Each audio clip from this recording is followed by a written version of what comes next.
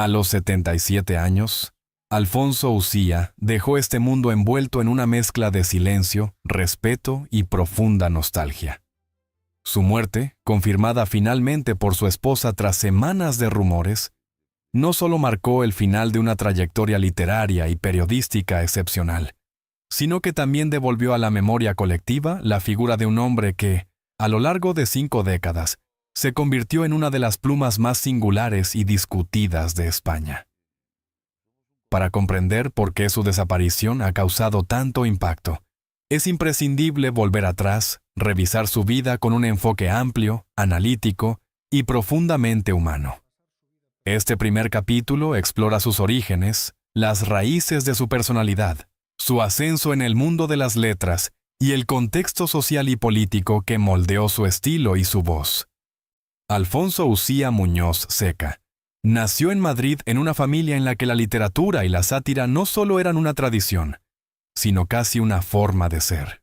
Nieto del célebre dramaturgo Pedro Muñoz Seca, autor de La venganza de Don Mendo y figura clave del teatro satírico español, Alfonso creció rodeado de libros, de conversaciones brillantes, de ironías afiladas y de un sentido del humor heredado, pero también reinventado. Desde muy joven entendió que en el poder de la palabra existía no solo una herramienta para entretener, sino una forma de resistencia cultural y de diálogo crítico. La guerra civil dejó una marca profunda en su familia. Su abuelo fue fusilado, un episodio trágico que, aunque ocurrió años antes de su nacimiento, definió silenciosamente el ambiente en el que creció. Una mezcla de orgullo, dolor, fortaleza y una defensa férrea de la libertad expresiva. Este legado emocional se convertiría con el paso del tiempo en una de las claves para entender el carácter irreverente, valiente y a veces incómodo que siempre definió la obra de Alfonso. De niño, Alfonso no se conformaba con lo evidente. Le fascinaba observar el comportamiento humano, especialmente sus contradicciones. Los que le conocieron en su juventud recuerdan su habilidad para convertir cualquier situación doméstica en una reflexión irónica y cualquier conversación trivial en un análisis lleno de humor. Estudiar para él nunca fue una obligación, sino un hábito natural.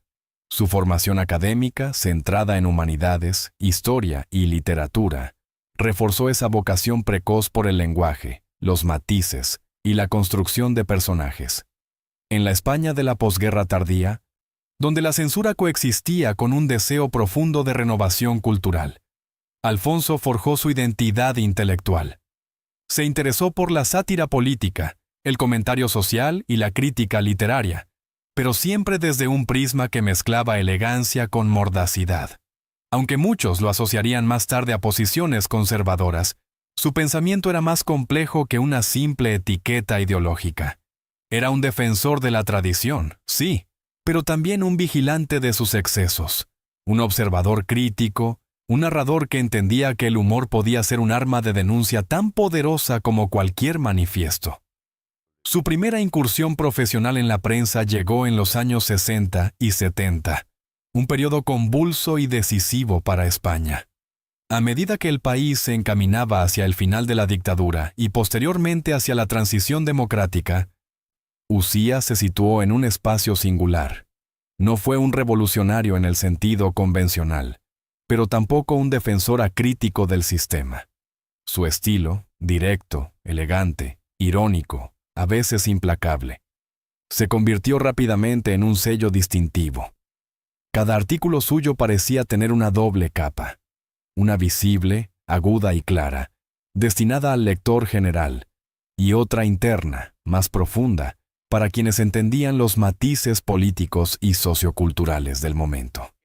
Cuando comenzó a colaborar con ABC, uno de los diarios más influyentes del país, su figura empezó a consolidarse. Sus columnas, siempre esperadas, se convirtieron en pequeños acontecimientos literarios. Eran comentadas en tertulias, reproducidas en programas de radio, citadas en conferencias universitarias y, sobre todo, devoradas por lectores fieles que encontraban en él una voz distinta, elegante, casi aristocrática, pero al mismo tiempo accesible y profundamente humana. En ellas, Alfonso mezclaba humor con melancolía, crítica con ternura, memoria con actualidad. Podía hablar de política internacional y, en el párrafo siguiente, describir la mirada de un perro callejero o recordar una anécdota familiar. Su habilidad no era casual. Procedía de su capacidad de observación. Usía sabía mirar, sabía escuchar, sabía transformar lo cotidiano en extraordinario sin caer jamás en la exageración grotesca. Sus palabras nunca eran gratuitas. Cada frase parecía pensada, medida, cincelada como quien trabaja una escultura. Pero quizá el aspecto más fascinante de su estilo era su defensa férrea del humor como puente entre generaciones. En un país que aún buscaba reconciliar heridas históricas, Usía entendía que la sátira no debía ser destructiva, sino pedagógica. No un arma para dividir, sino un espejo capaz de mostrar verdades incómodas, sin destruir a su interlocutor. Esta visión lo convirtió en un autor respetado incluso por quienes no compartían sus posturas. Paralelamente a su trabajo en prensa, Usía desarrolló una prolífica carrera como escritor. Publicó novelas, relatos costumbristas, ensayos y obras humorísticas que reflejaban la esencia de una España que se transformaba a pasos agigantados. Sus personajes, siempre llenos de vida, encarnaban tipos reconocibles. El señor mayor que añora los viejos cafés literarios. La mujer que intenta sobrevivir entre tradiciones rígidas y nuevas libertades. El joven que se debate entre el idealismo político y las necesidades cotidianas. Su literatura se convirtió así en una crónica sentimental del país. No era solo entretenimiento, era memoria, era testimonio. Era una forma de entender cómo España se miraba a sí misma y cómo intentaba construirse un futuro sin renunciar completamente a sus raíces. Con el tiempo, Usía también se transformó en columnista radiofónico y colaborador habitual en tertulias televisivas.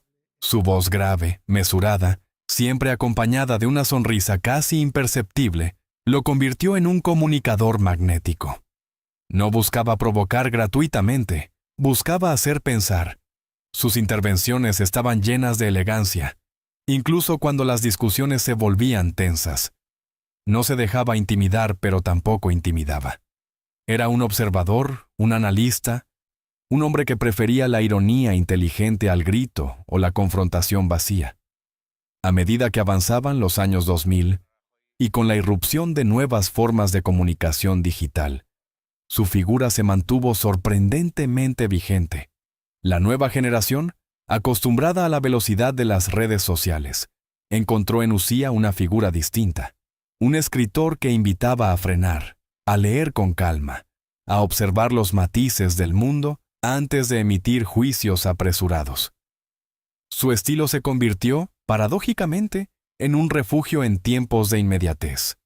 Pero detrás del periodista brillante había un hombre profundamente familiar. Alfonso siempre reconoció públicamente que su mayor fortaleza estaban en su hogar, su esposa y sus hijos. Su relación matrimonial fue discreta, lejos de los focos mediáticos, pero intensa y sólida. Quienes los conocían describían una pareja unida por el respeto, la complicidad y una admiración mutua que trascendía las dificultades del tiempo. Ella fue su apoyo constante, su lectora más exigente y su crítica más honesta. En sus últimos años, cuando los problemas de salud comenzaron a hacerse visibles, su esposa se convirtió en su refugio, en la persona que lo acompañó en silencio mientras el país seguía comentando sus columnas. La enfermedad que lo afectó en su etapa final, aunque durante meses fue objeto de especulaciones, se mantuvo por decisión familiar en el ámbito privado. Usía nunca quiso que su deterioro físico empañara su legado. Prefería ser recordado por su lucidez intelectual, por su elegancia literaria y por la sonrisa casi eterna que acompañaba sus ironías. Sin embargo, sus lectores más fieles comenzaron a notar ausencias, silencios prolongados, pausas inesperadas en su producción habitual. Algo estaba cambiando. Durante esa etapa, Alfonso se dedicó con más intensidad a la escritura íntima. Retomó diarios personales, revisó notas antiguas, preparó textos inéditos. Era como si quisiera dejarlo todo ordenado antes de que el tiempo, ese enemigo que él siempre había observado con humor y respeto, lo alcanzara definitivamente. Su enfermedad lo debilitaba, pero no le robó jamás su lucidez. Hasta el final, mantuvo la capacidad de reflexionar, de analizar el país que tanto amaba, de escribir con precisión quirúrgica sobre los temas que le obsesionaban: la memoria histórica, la familia, la identidad, el humor, la política entendida como convivencia. Su esposa fue la única que estuvo a su lado cuando el deterioro se volvió evidente. Ella cuidó su intimidad con un celo admirable. Nunca permitió filtraciones, nunca buscó protagonismo mediático. Cuando finalmente confirmó la noticia de su fallecimiento, lo hizo con la sobriedad y la elegancia que siempre definieron al matrimonio. Su comunicado, breve pero devastador, hablaba de un hombre valiente, sereno, agradecido y lleno de luz hasta su último día. Sus palabras fueron la última pincelada del retrato de un hombre que dedicó su vida a observar la sociedad con profundidad y a escribir con un amor incondicional hacia la lengua española. La vida de Alfonso Ucía, tan llena de ironía, talento y lucidez durante décadas, entró en una fase distinta cuando el deterioro físico comenzó a imponerse lentamente. No fue un proceso abrupto, sino un declive silencioso, casi imperceptible al principio, pero dolorosamente evidente para quienes lo conocían de cerca. Se adentra en esos años finales. Los síntomas, el aislamiento, la lucha interior, el sufrimiento íntimo de su familia y el papel decisivo de su esposa, quien finalmente confirmó la triste noticia de su fallecimiento. Para entender la magnitud emocional de esta etapa, es necesario retroceder unos años antes de la muerte de Ucía, cuando sus lectores, acostumbrados a la regularidad estricta de sus columnas, comenzaron a notar lo que él tanto temía: silencios, pequeñas pausas, artículos más breves, temáticas menos combativas, una sensibilidad más introspectiva. No era casualidad. Detrás de estas señales había un hombre enfrentándose, probablemente por primera vez, a la fragilidad de su propio cuerpo. Aunque la familia decidió guardar la máxima discreción y nunca confirmó públicamente el diagnóstico exacto, varias fuentes cercanas sugerían que Ucía padecía una enfermedad degenerativa que afectaba progresivamente su movilidad y su capacidad respiratoria. Esto, para alguien cuya vida había girado siempre alrededor de la precisión verbal y la disciplina intelectual, era una condena particularmente cruel. El hombre que durante décadas había luchado contra la mediocridad, la mentira y la pereza mental ahora debía enfrentarse a un enemigo silencioso instalado en su propio organismo. Los primeros síntomas fueron sutiles: cansancio inusual, pérdida de equilibrio, dificultades para mantener el ritmo de trabajo. Su familia recuerda que él, terco como siempre, intentó minimizarlo todo. «No es nada, solo estoy cansado», repetía con esa media sonrisa que había utilizado toda la vida para desdramatizar lo que sí le preocupaba profundamente. Pero su esposa fue la primera en notar que algo no encajaba. Habían compartido décadas de complicidad y conocía perfectamente al hombre que tenía delante. Sabía leer sus silencios mejor que sus palabras. A medida que la enfermedad avanzaba, Ucía comenzó a limitar su presencia pública. Dejó de asistir a tertulias televisivas, redujo su participación en programas de radio y canceló apariciones que antes aceptaba con entusiasmo.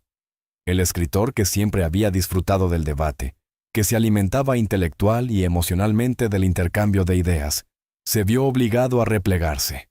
Su hogar, antes un refugio sereno, se convirtió progresivamente en el único escenario de su vida cotidiana. Este aislamiento, aunque inevitable, lo desgastó emocionalmente. Ucía era un hombre social, con un círculo de amigos fieles, muchos de ellos periodistas, escritores, historiadores y académicos con los que compartía tertulias interminables. Su ausencia repentina generó preocupación, pero también respeto. Quienes lo conocían sospechaban que estaba atravesando un momento delicado, y eligieron guardar distancia sin abandonar el cariño. Su esposa, siempre discreta, decidió protegerlo del ruido mediático. Controló visitas, filtró llamadas, organizó los tiempos para que Uzía pudiera conservar una rutina digna. Su rol fue fundamental. No solo se convirtió en su cuidadora, sino también en su sostén emocional, su enlace con el mundo exterior y su guardiana contra cualquier tipo de exposición que él mismo no hubiera aprobado. Para Uzía, la privacidad era sagrada y ella lo sabía. Durante estos años, la vida del escritor tomó un giro más íntimo. Aunque con dificultades crecientes, siguió escribiendo, a veces a mano, a veces dictando, otras veces simplemente organizando pensamientos en cuadernos que hoy, probablemente, permanezcan en manos de su familia. Esta escritura final tenía un tono distinto, menos satírico, más contemplativo, menos combativo, más reflexivo. Parecía anticipar, como quien ordena sus papeles antes de un largo viaje, que su tiempo se agotaba. Las reflexiones que dejó en esos textos, aunque todavía inéditos, ya habían sido anticipadas por pequeños detalles que los lectores más fieles detectaron. En sus últimas columnas, Uzía hablaba con una melancolía que nunca había mostrado. Recordaba episodios familiares, contaba anécdotas de juventud. Evocaba a su abuelo Pedro Muñoz Seca, con más frecuencia de lo habitual, y dedicaba párrafos enteros a reflexionar sobre la memoria, la vejez y la vulnerabilidad humana. Era evidente que aquella voz, durante tantos años afilada e irreverente, ahora se expresaba desde un lugar más frágil, más humano, más cercano al adiós. Pero si la enfermedad fue un desafío, también lo fue la lucha interior que acompañó esa etapa. Quienes lo conocían de cerca aseguran que Uzía atravesó momentos de tristeza profunda.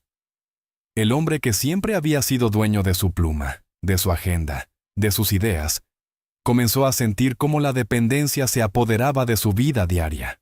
Necesitaba ayuda para tareas simples, y aceptar esa vulnerabilidad fue un proceso doloroso.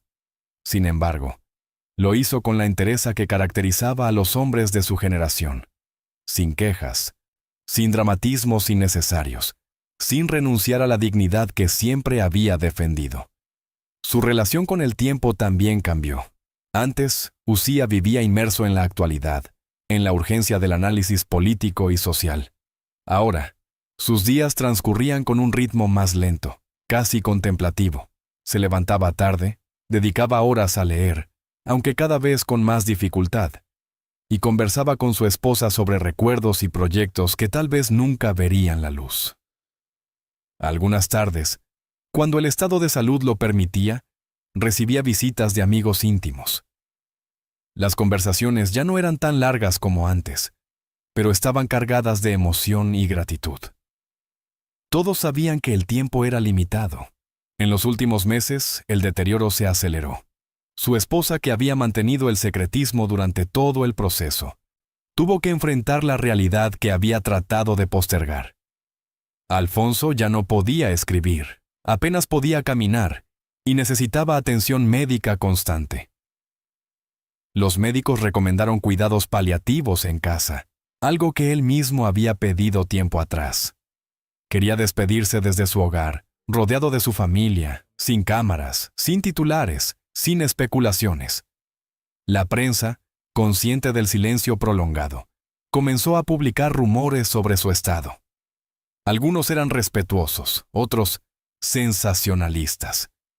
Pero su esposa, fiel a sus principios, mantuvo una decisión inquebrantable. No habría declaraciones hasta que fuese estrictamente necesario.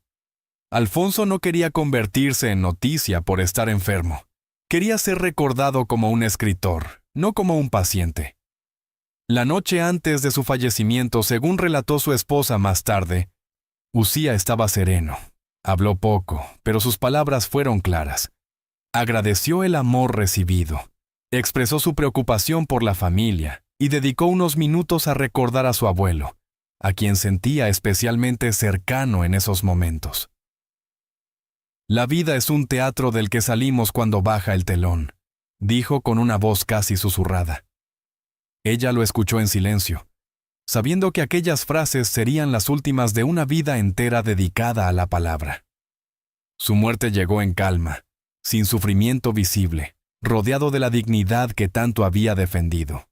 Su esposa fue la primera en enfrentarse a la realidad. Pasó varias horas a su lado antes de informar a los hijos, y después, con una serenidad admirable, redactó el comunicado que estremecería a España.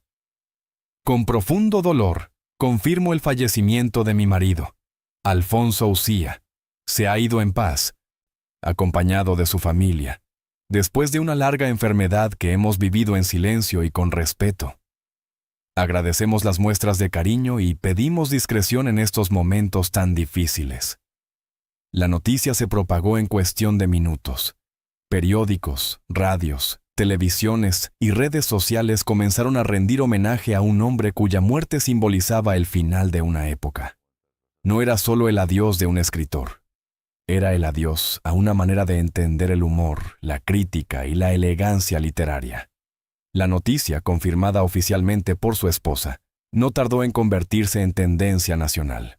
Durante días, España entera habló de él, desde los periódicos tradicionales hasta los portales digitales más jóvenes, desde los programas matinales hasta las tertulias nocturnas que analizaban tanto su figura mediática como su producción literaria.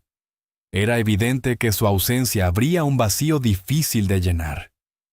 En un mundo dominado por la inmediatez, las redes sociales y la polarización constante, voces como la de Ucía, capaces de leer la realidad con elegancia, ironía y profundidad, se habían vuelto escasas. Los homenajes no tardaron en llegar. Uno de los primeros fue el del diario ABC, donde Ucía publicó durante décadas sus columnas más celebradas. En una edición especial, el periódico le dedicó varias páginas, fotografías inéditas, fragmentos de entrevistas antiguas, testimonios de colegas y un análisis detallado de su estilo literario. «Ha muerto un caballero de la palabra», tituló uno de los artículos, haciendo referencia a su forma única de escribir, sobria pero mordaz, sencilla pero profundamente sofisticada. El reconocimiento también llegó desde ámbitos políticos, aunque a lo largo de su carrera había sido una figura polémica, unas veces defendido por la derecha, otras criticado por sectores más progresistas. Su muerte generó un consenso poco habitual en la España contemporánea: el respeto absoluto por su aportación cultural. Diputados de todas las ideologías publicaron mensajes destacando su inteligencia, su capacidad para retratar la esencia del país y su defensa permanente de la libertad de expresión. Ese consenso, tan raro en un país acostumbrado a dividirse ante cualquier figura pública, demostraba la profundidad del impacto de Ucía. Pero quizás lo más conmovedor fueron las reacciones de sus lectores. Personas que durante décadas habían abierto el periódico solo para leer su columna, enviaron mensajes, cartas, mensajes de voz y publicaciones en redes sociales recordando sus frases célebres, sus anécdotas favoritas y la compañía emocional que había representado para ellos. «Me hacía reír incluso cuando todo lo demás era difícil», escribió una lectora de Sevilla. «Sentía que lo conocía», añadió otro lector de Madrid. Este vínculo emocional no es común en el periodismo moderno, lo que demuestra hasta qué punto Ucía supo conectar con la vida cotidiana de millones de españoles. Su esposa, que continuó manteniendo una discreción admirable, agradeció públicamente el cariño recibido.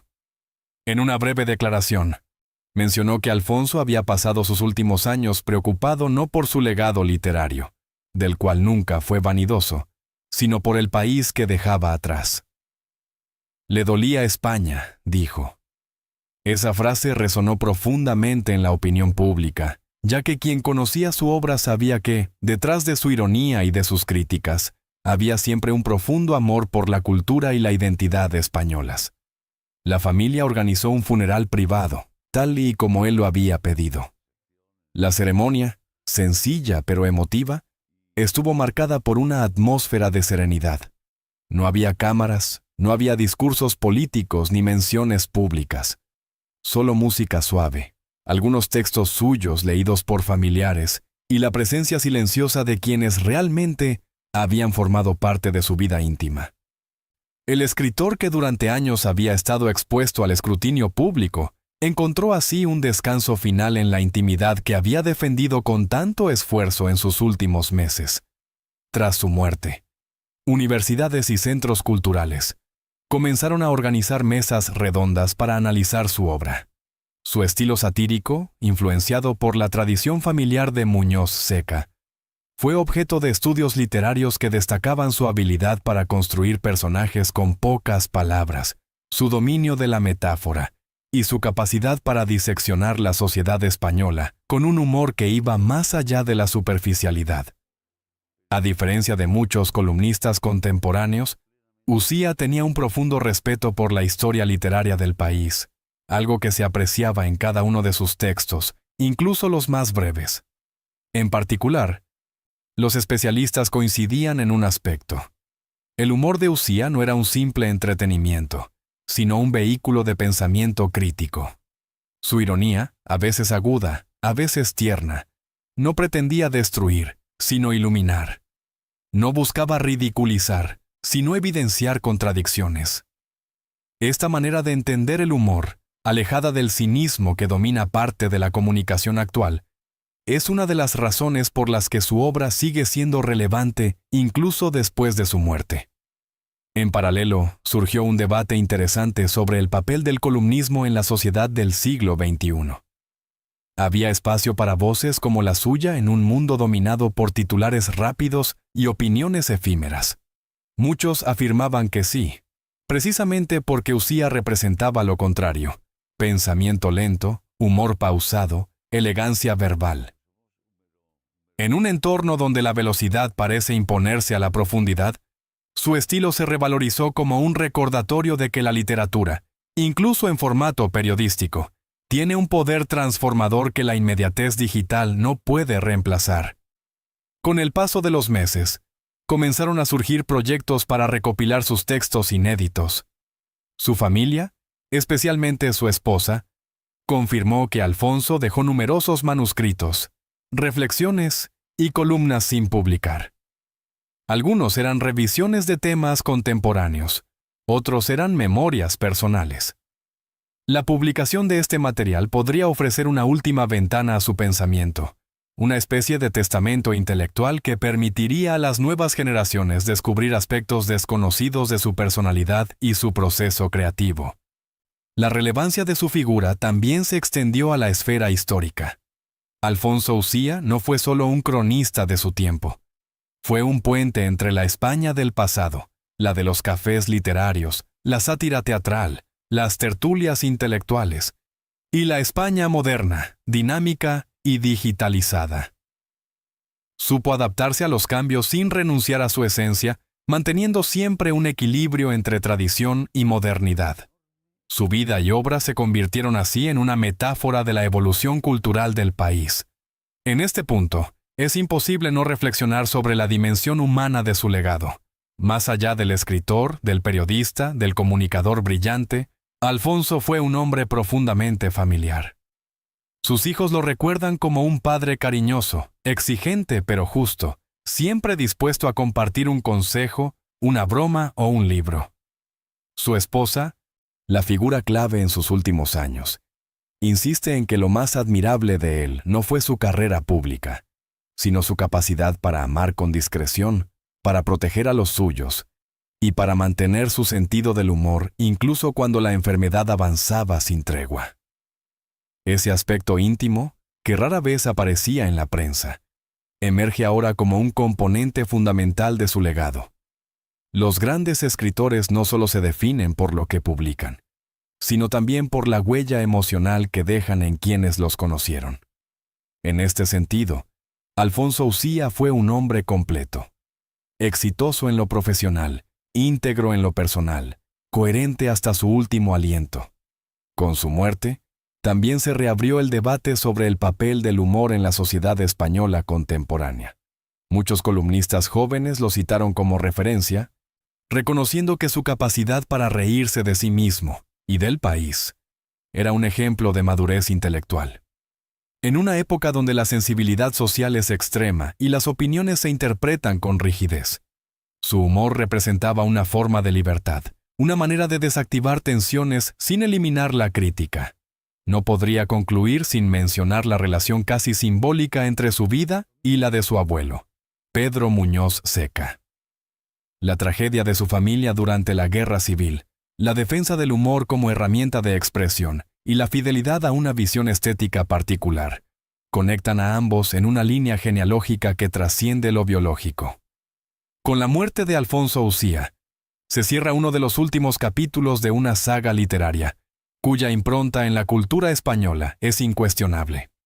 Hoy, su legado sigue vivo, en las hemerotecas, donde sus columnas continúan siendo consultadas, en los libros que dejó escritos, en los debates académicos que analizan su obra, y sobre todo, en la memoria afectiva de un país que lo vio crecer, triunfar, enfermar y finalmente marcharse en silencio, con la misma elegancia que definió cada página que escribió. El adiós definitivo a Alfonso Ucía no es solo el final de una vida, sino el principio de una leyenda literaria que seguirá siendo estudiada, recordada y celebrada. Su esposa, con la fuerza que demuestra en cada declaración, se ha convertido en la guardiana de ese legado. Ella confirmó el final, pero también custodia el futuro de su memoria. Gracias a ella, y gracias a todo lo que él escribió, España no olvidará jamás a uno de sus cronistas más brillantes y humanos. La vida de Alfonso Ucía fue un testimonio de lucidez, valentía y amor incondicional por la palabra escrita. Desde sus primeros pasos como joven observador de la España que cambiaba ante sus ojos, hasta sus últimos años marcados por la enfermedad y el silencio elegido, Ucía nunca dejó de ser fiel a sí mismo. Su muerte, confirmada con infinita dignidad por su esposa, no apagó su voz. Al contrario, la elevó a la categoría de legado eterno. Hoy, España lo recuerda no solo como un escritor brillante, sino como un hombre que supo mirar la realidad con ironía, ternura y una inteligencia que trasciende generaciones. Su obra permanece viva, iluminando a quienes buscan entender un país complejo desde la sinceridad y el humor. En cada columna, en cada frase cuidadosamente construida, sigue respirando la esencia de un escritor irrepetible. Alfonso Ucía se marchó en silencio, pero deja un eco que perdurará mucho más allá de su tiempo. Su vida es un recordatorio de que la palabra bien usada puede sanar, unir, cuestionar y transformar. Su muerte, un llamado a valorar a aquellos que, con su pensamiento, enriquecen la identidad de una nación. Y su legado, un faro para quienes creen que la escritura aún tiene el poder de cambiar el mundo.